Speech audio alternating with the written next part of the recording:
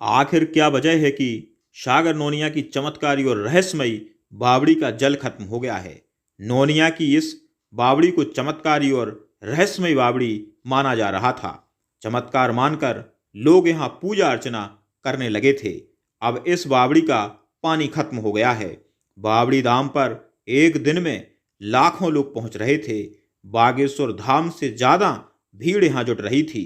नोनिया बावड़ी का जल खत्म होने की आखिर क्या है पूरी सच्चाई, बुंदेलखंड टीवी न्यूज करेगा इसका पर्दाफाश और लाएंगे आपके सामने चमत्कारी बावड़ी की वो सच्चाई जो सबके सामने आना चाहिए।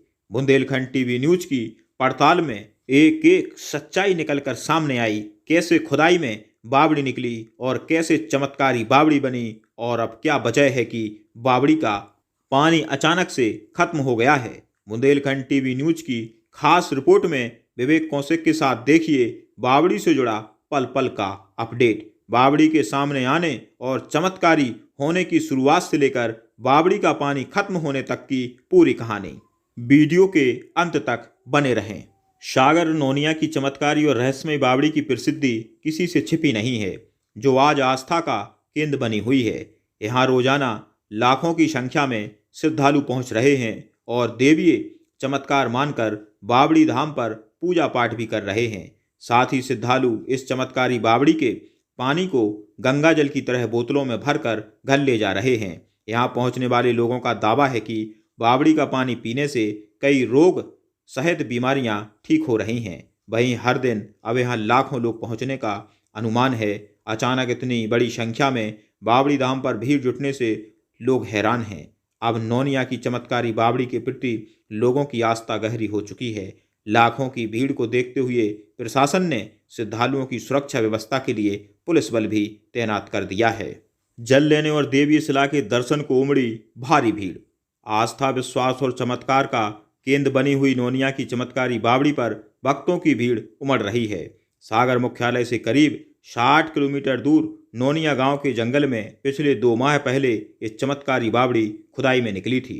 नोनिया और सेसई गांव के बीच जंगल में खुदाई में मिली यह बावड़ी आज आस्था का केंद्र बनी हुई है। यहाँ बुंदेलखंड सहित पूरे देश से श्रद्धालुओं को देखा जा सकता है। वहीं बावड़ी के पास में एक प्राचीन शिला भी निकली थी, जिसे देवी का स्वरूप मानकर पूजा जा रहा है। यही कारण है कि ग्रामीण बावड़ी को देवीय चमत्कार मान रहे हैं। स्थानीय निवासी पहलवान पटेल ने बताया कि वह यहाँ सबसे पहले पहुंचे थे और उन्होंने यहाँ इस बावड़ी के पानी से नहाया था, जिससे उनका चर्म रोग जो काफ़ी पहले से था ठीक हो गया है और उन्होंने यह बात अपने गांव में बताई थी।